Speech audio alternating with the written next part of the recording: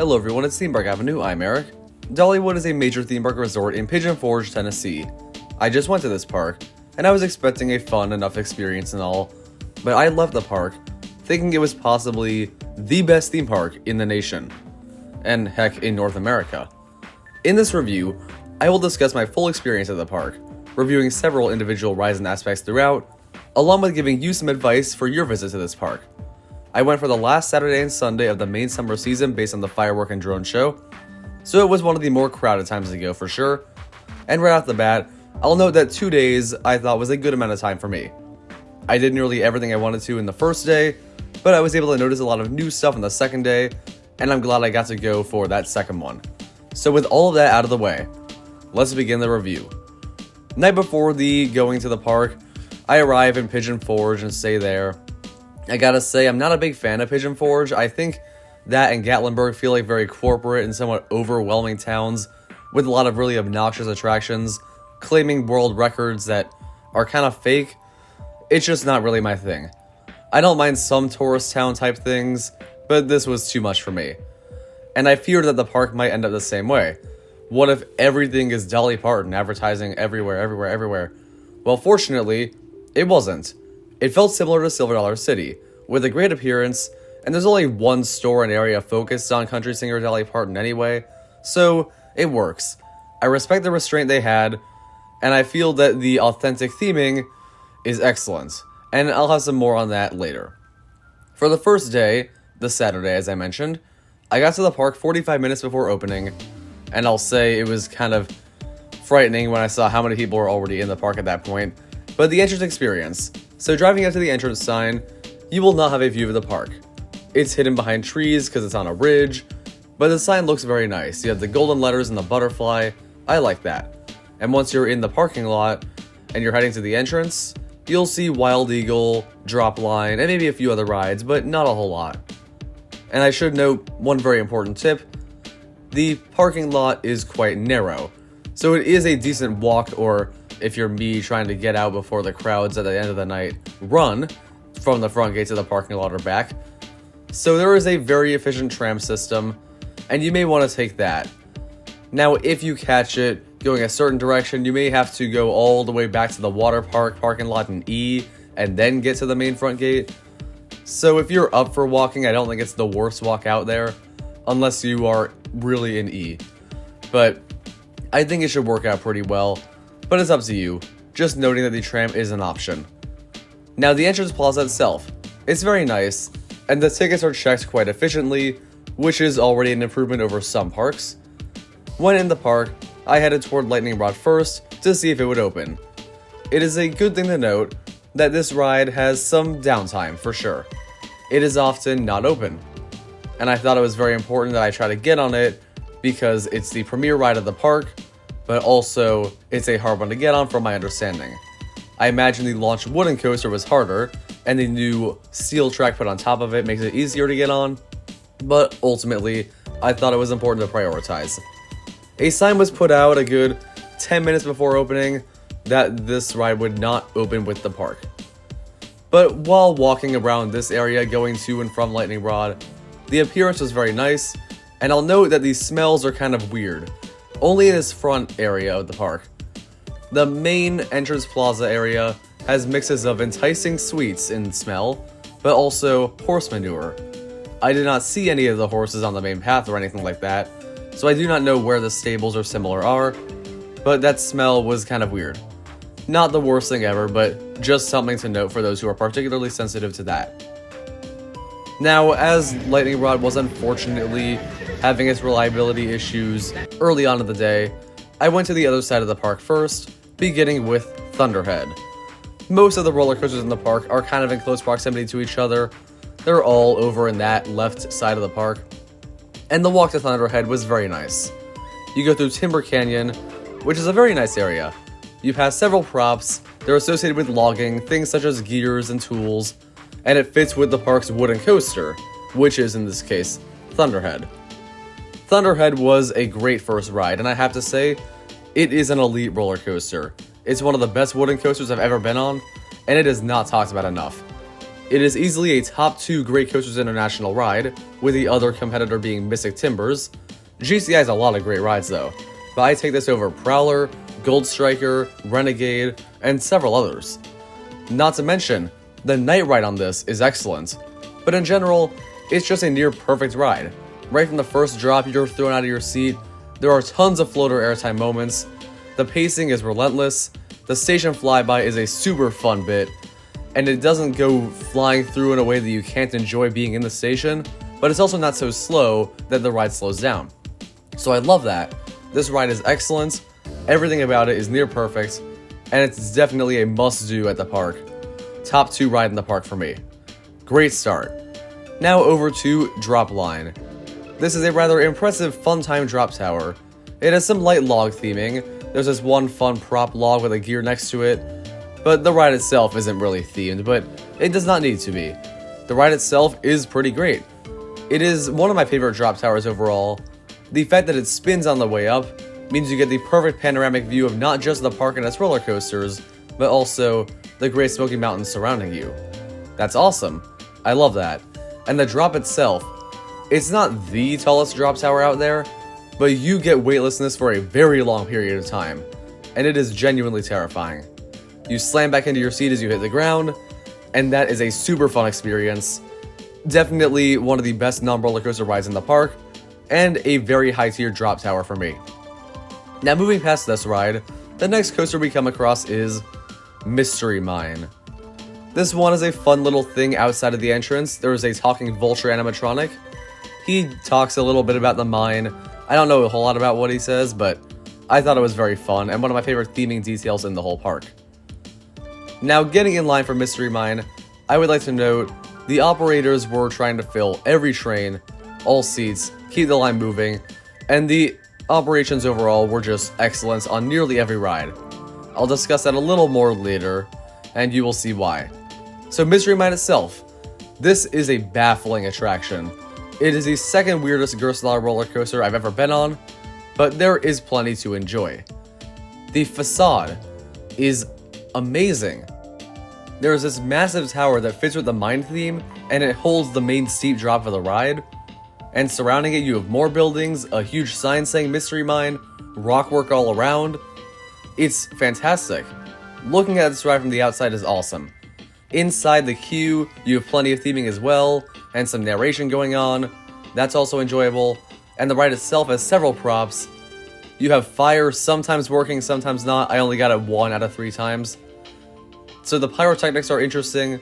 I love the little red glowing lights that are supposed to be bat eyes. There is so much love for the appearance and theming. It is, in my opinion, the best themed ride in the park, and one of the best themed coasters out there. However, the ride's layout is terrible. The first half, it starts as a sort of dark ride. Sure, not bad. You go up a vertical lift, interesting enough. Then you're on this weird outdoor portion that's full of brakes, and you will slam your head into the side of the restraints frequently. At best, it's moderately rough. At worst, it's the most painful ride in the park. It's so weird that this happens at all. I frankly wish this outdoor portion did not exist. The ride would be shorter, but much better. Fortunately, the second half is much stronger, with a taller vertical lift and some theming elements above it, mainly a screen, a decent drop, and 2 very strong inversions. Overall, it is a good ride. I like it. There are plenty of redeeming elements, but the worst stuff here brings it down quite a bit. So it's definitely far from my favorite ride in the park, but still, it's good, and you should get at least 1 ride on it while you're there. And now it's on to Wildwood Grove. This is the kids area of the park, besides Country Fair. Country Fair was the initial kids area, and this is a very large new expansion. And Wildwood Grove is without a doubt the best kids area I've ever experienced. Let's discuss the roller coasters there first. So there's Big Bear Mountain, a new for 2023 family launch coaster. It did seem weird to have a second family launch coaster here, since Fire Chaser Express already existed, and had a bit more of a gimmick with that backward launch. However, this works very well in the lineup. Big Bear Mountain is one of the most shocking roller coasters I've ever been on. I never imagined it would have been this good. It's not the most forceful out there. The launches have decent power, you're not going to get much airtime on the ride, and you're not going to be pushed back into your seat with crazy G-forces. But the ride is a blast. Quite literally, you leave the station, and you go into the second launch, and once the music starts, the onboard audio is so good. You are smiling the whole way through.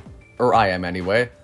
I love the fiddle going in, and you go around this beautifully landscaped area, you go through some waterfall area, you go up a larger hill, and you're not really doing anything crazy.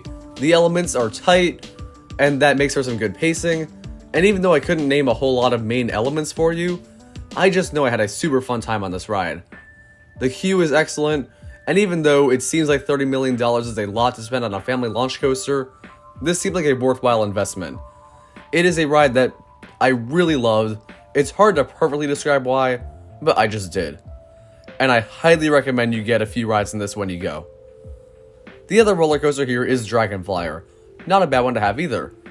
It is a Vekoma suspended family coaster, but it's a modern one, so much better than something like Flying School at Legoland or anything like that.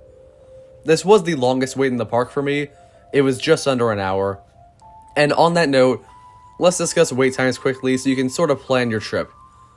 I found that the rides with the consistent longest lines were Dragon Flyer, Fire Chaser Express, and of course the new Big Bear Mountain. The Big Bear Mountain had the strongest operations, so that does help. The first two had the longest, so they're the good ones to hit early on the most crowded days.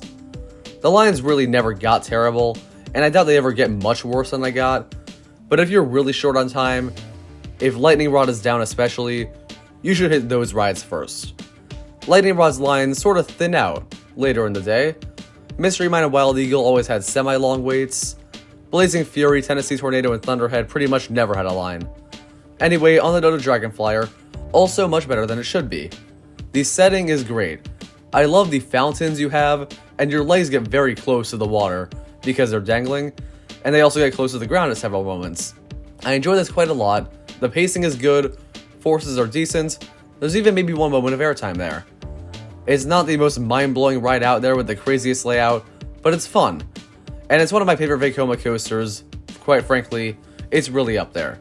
It's not as good as a Vekoma Flying Dutchman, but I would take it over most of their looping coasters or their boomerangs, SLCs, that kind of thing.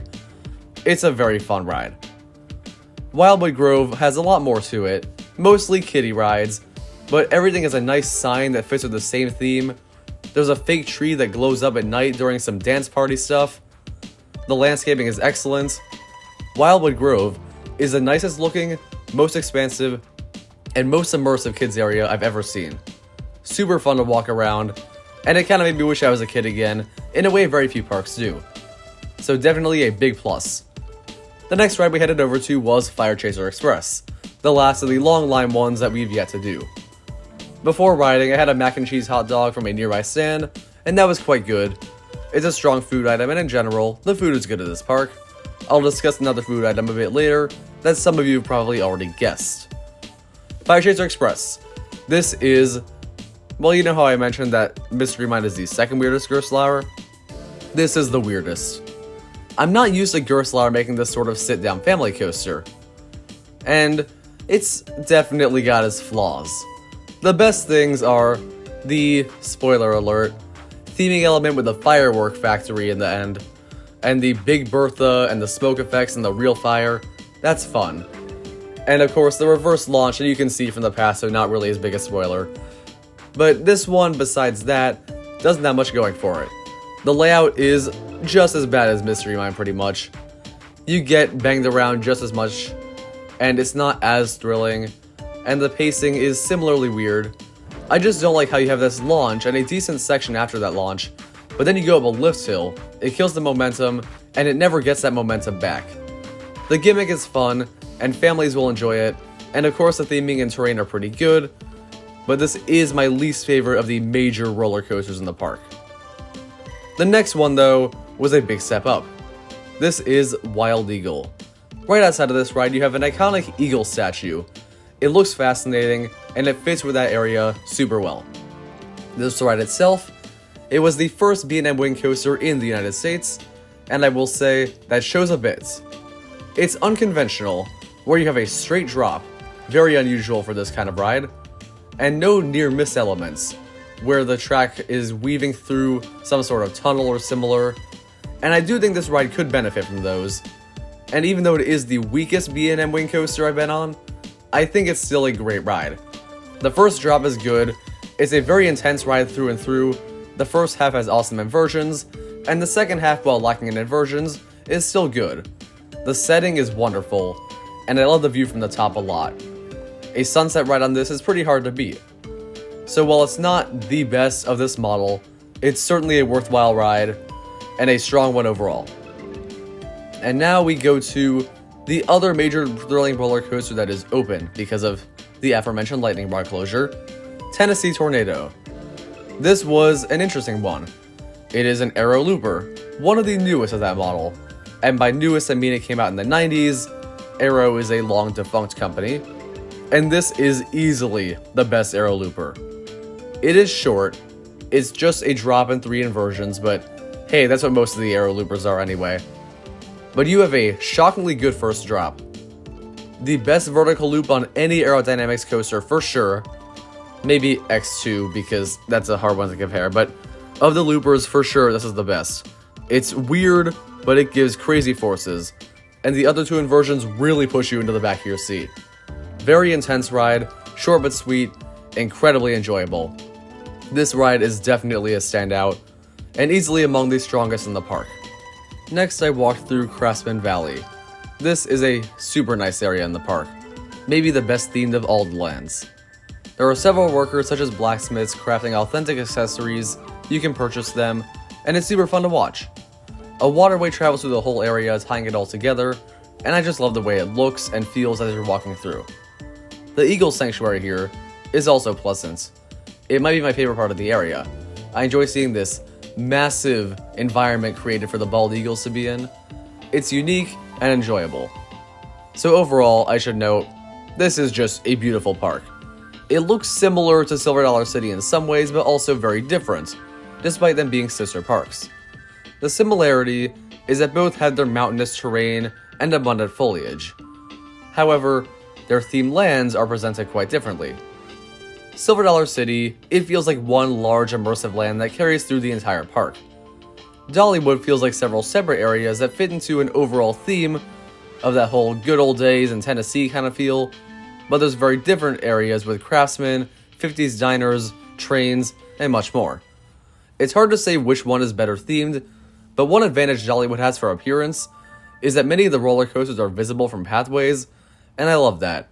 Just walking through one area, seeing multiple major rides, getting to capture them all in one video or camera shot, that can be done here, but not Silver Dollar City. It's that perfect blend of great amusement park and theme park scenery, and I love that. Before moving on with this review, if you enjoy what you heard so far, I hope you'll consider liking the video and subscribing to the channel. I have a lot more theme park content already on the channel, and a lot more on the way. It helps out a lot, and allows you to continue to make quality content that will help you out with your further theme park visits. Because now it is time to talk about Lightning Rod. Perhaps the most important for discussing what you do when you go to this park. The ride is open at this point. Yay. I noted great operations in the other rides earlier, and unfortunately, this one is the exception. Even disregarding the closures throughout the day, and there were quite a few of those, the line does not move quickly, and the capacity is not as good as it could be.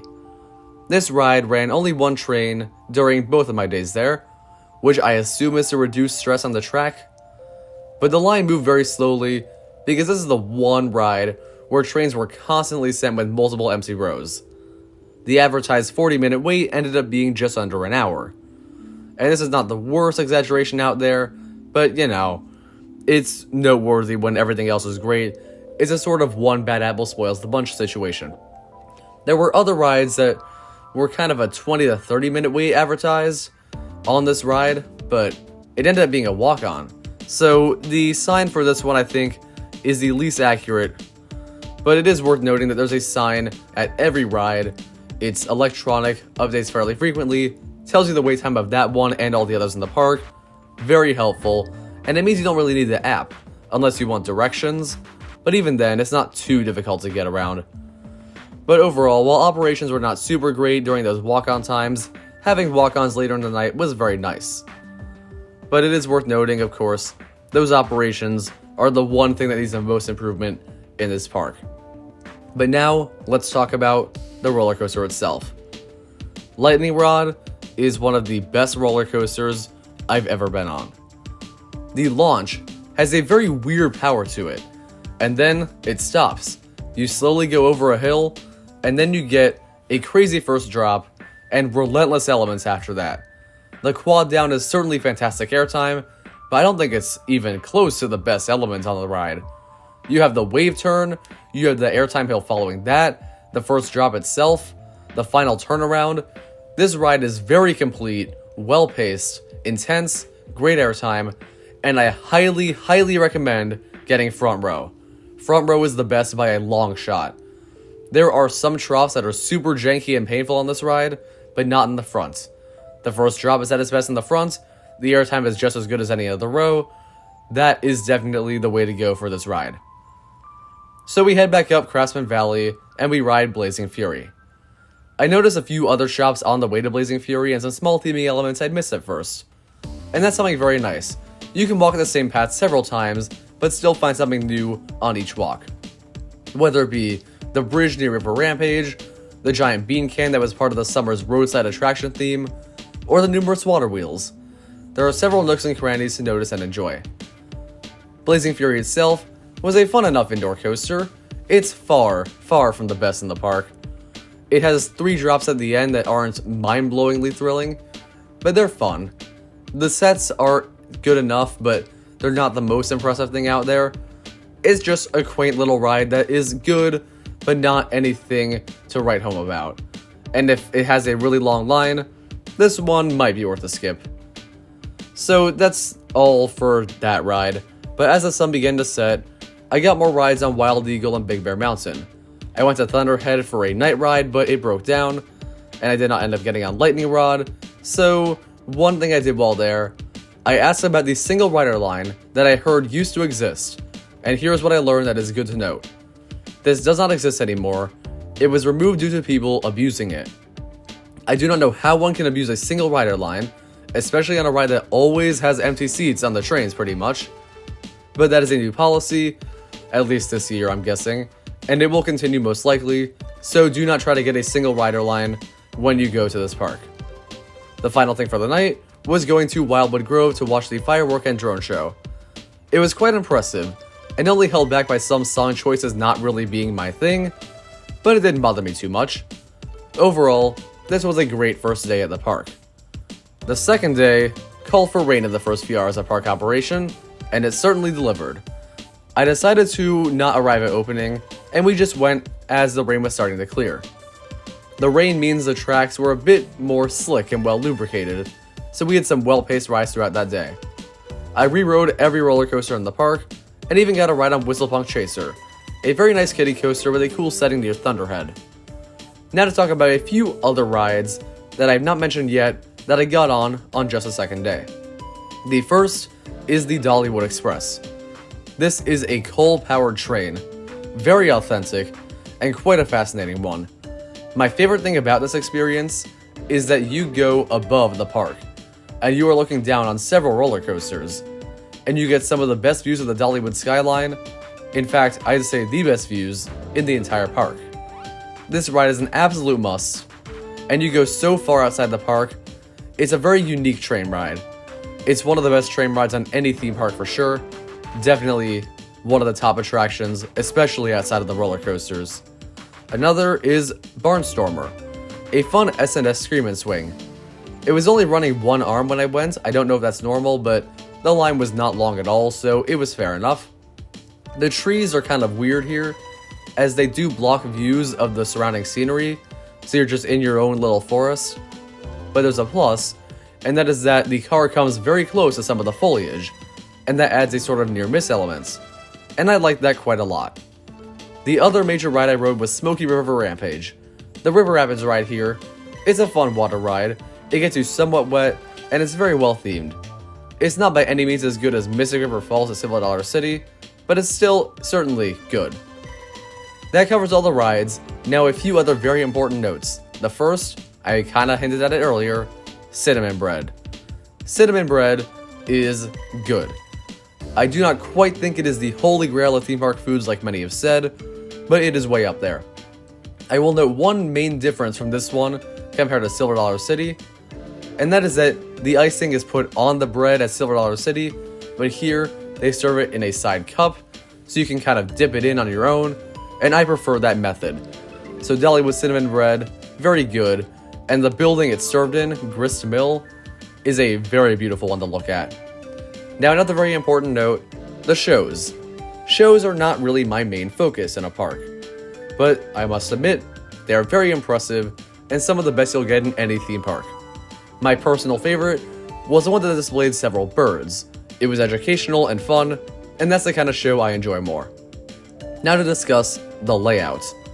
This park, it is quite large, and Wildwood Grove and Country Fair areas, they are dead ends, so you do have to do quite a bit of backtracking if you go to those, which I recommend you go to. That is the biggest flaw, but overall, this is a very manageable layout. It's one big loop with many major rides in close proximity to each other, and that reduces the amount of walking you need to get from place to place. And the park is beautiful enough that I don't mind the longer walks either, so definitely among the best layouts they possibly could have made for what they had. Now another very important topic is the Time Saver Pass. I did not buy or use this, so I can't know for sure, but I doubt this is worth the price on pretty much any day. Some of the biggest rides only allow single use of the pass, even at the highest tier. The lines never got long enough to justify needing that for me. You never need to save a ton of time to get on everything the way you might at Cedar Point or Hershey Park. If you have very little time, or you go on one of the absolute most crowded days of the year, maybe it's worth it, but I'm just not sure. Now, if you're walking around, and it's a hot, miserable day like I had on the first day especially, you'll be wondering about drinks, mainly water. So on that hot day, fortunately, shade is plentiful, and if you want to drink water, the park keeps it simple. Go to any stand with food or drink, and you can get a plastic cup. And most of the dispensers for water, and other soft drinks of course, are convenience, and they're not behind a massive line of people trying to order food. In general, food lines move quickly anyway. They were never as bad as most Cedar Fair or Six Flags parks, so you won't be waiting an hour for food or drink, so that's another major plus. But there is one issue with trying to get a drink, and that is bees. Bees are all over this park, especially in Wildwood Grove. They're very prominent there, mainly due to the abundance of flowers.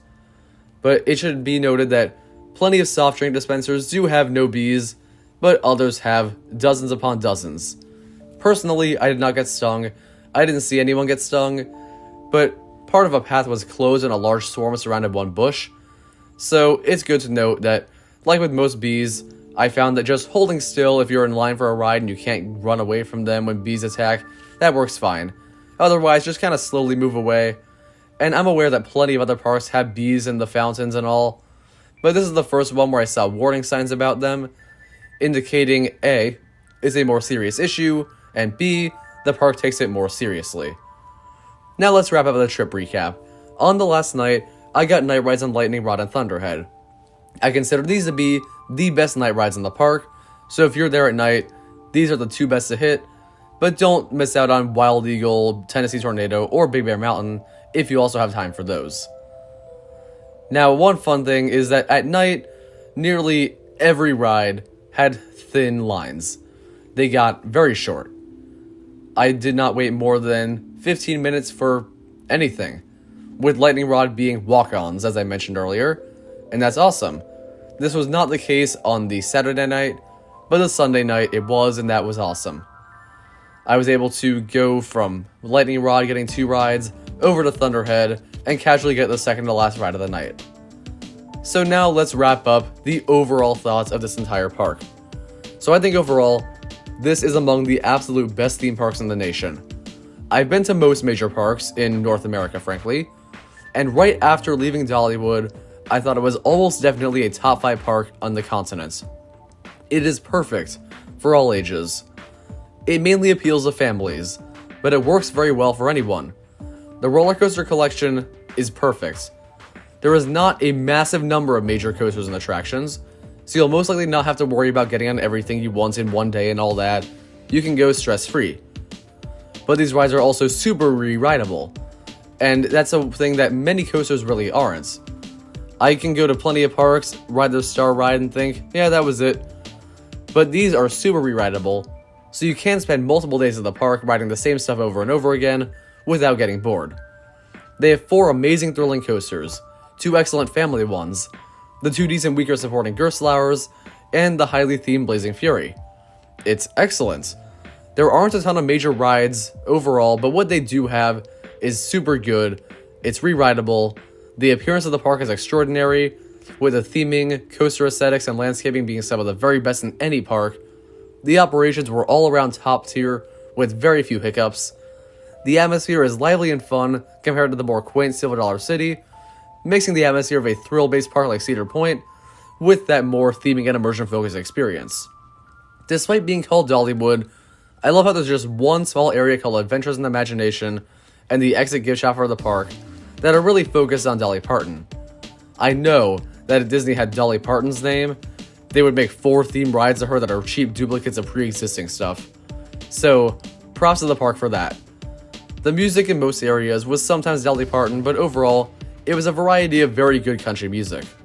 The food is among the best, and the layout is near perfect in design.